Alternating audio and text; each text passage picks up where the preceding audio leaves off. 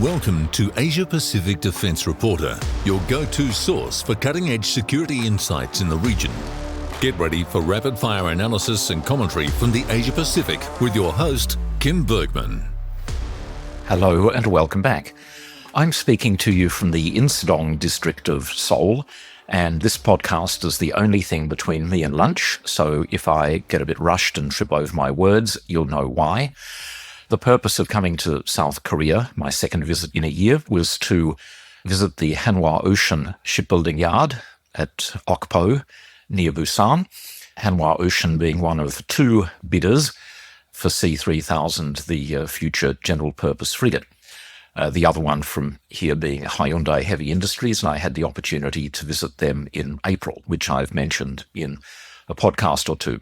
However, one of the strict conditions, actually probably the only strict condition of the visit, was that there was absolutely no discussion of C3000 and the General Purpose Frigate competition, and that is because the Australian Department of Defence has imposed the heaviest possible restrictions on all companies about dealing with the media. Basically, if any of them speak directly to a journalist about the Australian program, their participation can be terminated. They can be kicked out.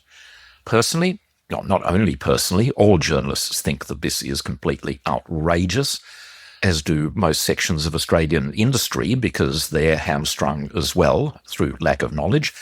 And the single reason why Defence is doing this is they don't want information getting out into the public domain about just how badly they are botching this program. And I'll come to that in a moment. We believe that there is some form of shortlisting coming up in November. No one knows whether that's going to be 2 or 3, or whether there's even scope to go to a single design. We'll just have to wait and see. But it's very good timing from the part of Hanwha Ocean. They want to remind everyone what an enormously capable shipbuilder they are. There's a lot of rivalry with Hyundai. Without trying to get into too many direct comparisons, they are equally credible, able to produce more than 30 huge platforms per year. Everything from submarines, surface ships, liquid natural gas tankers, a variety of container ships.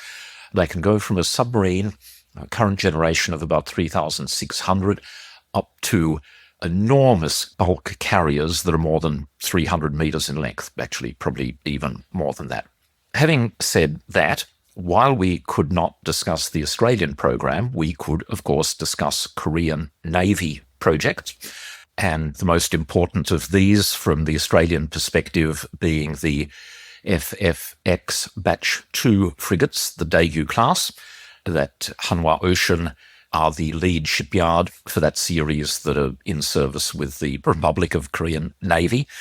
And they were listed this design was listed in the Surface Ship Review as one of those that Australia would consider. On top of that, Hanwha Ocean has also exported a frigate to Thailand. I believe I've touched on this in the past. And that has the advantage of using the Saab 9LV combat system, which is in use with the Royal Australian Navy throughout the surface fleet. Again, I have to make the disclaimer that nothing that I say about the Daegu class or the Thai frigate should be seen as being in any way connected with the Australian bid. These are just observations of mine based on information about the Korean and Thai programs and not connected whatsoever with Australia. Anyway, I can say that the Daegu frigate is a worthy contender. It's a little bit smaller, but not much, than the rival coming in from Hyundai.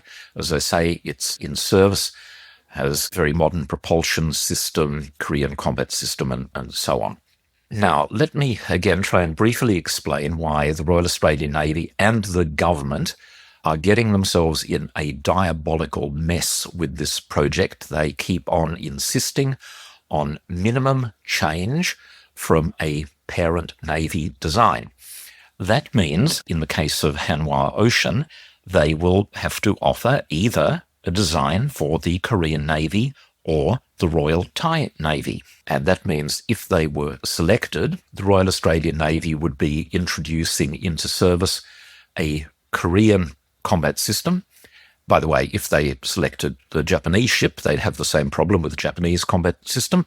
If they selected the German ship, the most recent one that they're doing is for the Egyptian Navy. That also has a different combat system. Now, I'll give sort of a brief history of how capable the Anzac frigates are, and if the Royal Australian Navy continues to go down this path, we will be getting into service a ship in 2029 or 2030 that is less capable than the Anzac frigates that it's replacing. Now, the Anzac frigates underwent a major upgrade around 2010, 2011, moving from a mechanically rotating search radar and separate fire control radars to a fixed-face electronically scanned radar suite from Canberra-based CEA, and that is linked to the Saab 9LV combat system. Now, to sort of very quickly try and canter through the details, the problem with older style defensive systems for surface ships, they were limited by the number of fire control radars that they had.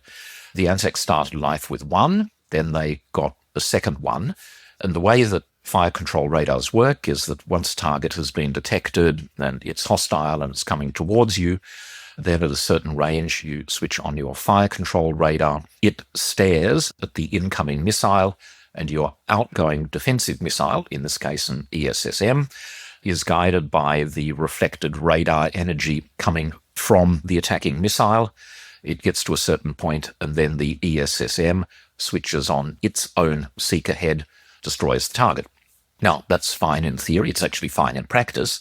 But the limitations of that system is that even with two fire control radars, the system can be overwhelmed if you face a saturation attack, particularly if enemy missiles are coming in from different directions. You've really got to swing the ship around, and your radar's going all over the place. And again, I can't get into numbers, but if you're talking more than like 2 or 3, then you can potentially be in real trouble. Now, with the Anzacs and moving to the CEA radar and the Saab 9LV system, I could say a lot about this, but I'm going to be very cautious and say that that combination can deal simultaneously with multiple incoming threats. And I will stress multiple. Can't go further than that for reasons that I think everyone will quickly be able to figure out. Now, when I look at all of the bidders for the General Purpose Frigate, none of them in their existing configurations have that level of capability. They just simply, some of them do have fixed face arrays, some of them don't, some of them could be upgraded to include a fixed face array. In some cases, that might be relatively easy. In other cases, it would be extremely difficult because they weigh more and you try and get them up high. I'll leave it at that. It's not my job to do a comparative evaluation, but that'll hopefully give you a little bit of flavour where I'm going for all of this. Now, so it seems an extraordinary situation that with this insistence of minimum change from an in-service design, the Royal Australian Navy, the Australian nation, will end up with a ship that does not have the defensive firepower of the outgoing Anzacs. And for me, that's a truly remarkable position for any service to have put itself in. And the whole way, all of the language coming from Richard Marles and also from Pat Conroy and from the little we hear directly of Navy, it's almost as if the only requirement is something that floats. They really give the impression that they do not care about the level of capability that these ships are going to have. And again, I keep on using words like extraordinary and bizarre, and I really don't want to sound hyperbolic, but I feel very strongly about this, that on current indications, this project is going to be a disaster, because not only will the ships be performing at a relatively low level, and I stress relatively, they're still very effective, they're very good at what they do, but they are just not as effective as the combination that the Anzac frigates have.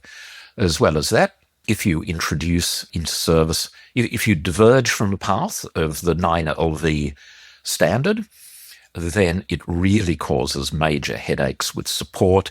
It causes huge problems with training, all of those sorts of things. And I was speaking with a former colleague of mine from Saab, and he just did a quick back of a beer coaster calculation that between Saab Australia and Canberra-based CEA, it has taken about 1,000 person-years of engineering effort to perfect that 9LV CEA radar interface. 1,000 person-years of engineering effort that the Royal Australian Navy and this government look like they are walking away from. Now, just as an aside, of course, journalists, we love to gossip and speculate, and as I mentioned, November is coming up for a shortlisting decision. I think that either of the Korean designs are good enough to make it there, and I also think that Germany, TKMS, has a strong case. I might be influenced there because I used to work for them. But I was in a minority of one. All of my colleagues felt that they agreed with me on the Korean designs, that they believe both of those would be good choices, but they favour the second designer coming from Japan rather than from Germany. And, of course, this is highly speculative, won't bore people by going through all of it, but we can all have a laugh in a month or two when we find out what the true situation is.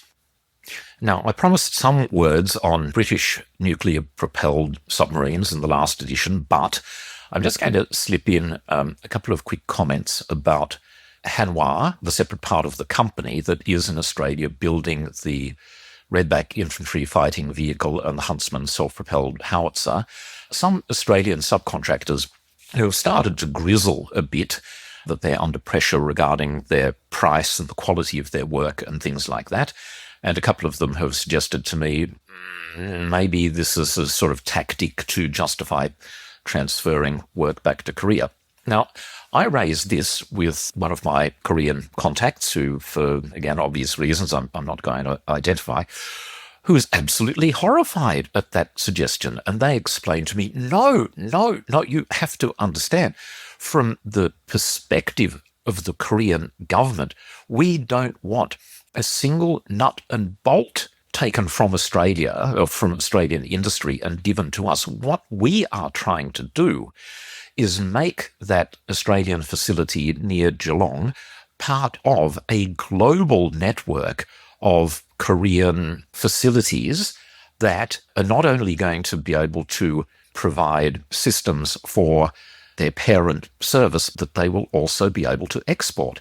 And the only way that you can export is if you are competitive in terms of quality and cost. And so they said, so that's what we're trying to do. We are trying to help you, Australian industry, get to the point of being truly world competitive.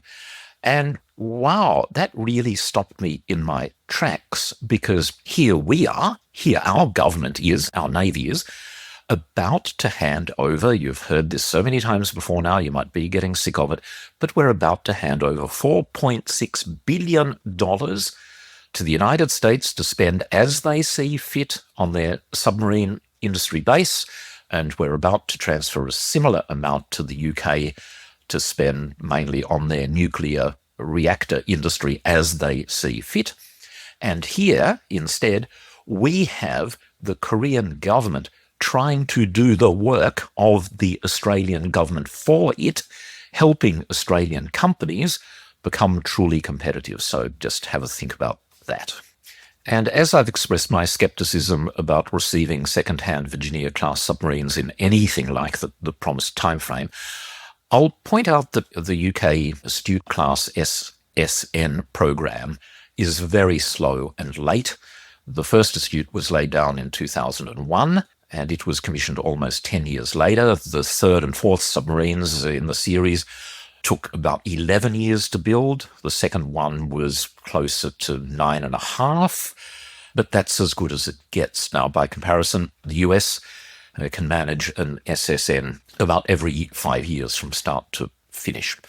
The Royal Navy is having a huge amount of difficulty supporting even the 5 Astute class that they have. A 6th has been rolled out of its shed and it will be commissioned later this year. But of the 5 Astutes, on plenty of occasions in the last few years, people have seen all 5 tied up alongside, just not doing anything at all. Now, in general, any submarine spends about 20% of its life on shore. That's undergoing refits and overhauls and things like that. You take them out and you work on them, and submarines, because of safety issues and they contain a lot of very complex engineering inside them, are just exceedingly difficult to maintain and support. Now, with the UK industry struggling with what they've got, with the Royal Navy struggling to support and crew anything, with their ballistic missile firing program, the Dreadnought class, already going very slowly, I once again think that it would be wise for Australia to be very cautious about making too many assumptions about when or even if the UK and the Royal Navy are going to be in a position to support, well, to design and build SSN AUKUS. What worries me, once again, is that we're investing too many eggs in this one basket, and those eggs are detracting from future expenditure on other programs, ground-to-air missiles in conjunction with Air 6500. Even in the United States, the Defense Secretary Lloyd Austin has said recently that they are only going to build 1 Virginia-class submarine this financial year because otherwise other Navy programs, such as their next-generation fighter, would have to be cut back. So if even the US is having difficulties, the British, I think, are floundering, let's again temper our enthusiasm with a little bit of reality here. And I'll just circle back and conclude on cost. And there has been a recent outbreak of, shall we say, very well-sourced rumours that the C3000 budget of $11 billion for 11 frigates is way too low. I and other observers have always thought that the only way that you could get 11 frigates for $11 billion would be for all of them to be built in Korea and exactly as delivered for the Korean Navy. 0 modifications, not even for concerning regulatory issues, and at least the Royal Australian Navy has said the ships will have to be compliant with Australian maritime rules and regs. Fair enough. Okay, thank you very much for listening. See you next time, and goodbye for now. That's today's Asia Pacific Defence Reporter. For more in-depth articles, expert opinions and exclusive interviews, visit AsiaPacificDefenceReporter.com. Stay informed, stay ahead. This is your source for all things defence. Until next time.